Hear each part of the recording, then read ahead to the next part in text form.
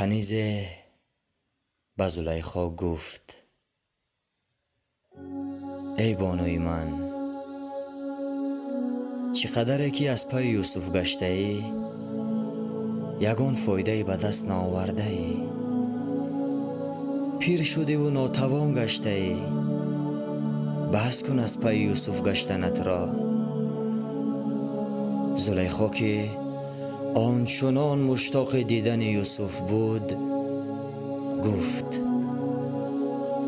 کار عاشق از پی معشوق رفتن است، نه اینکه در حال ناامید شدن و از عشق دست کشیدن.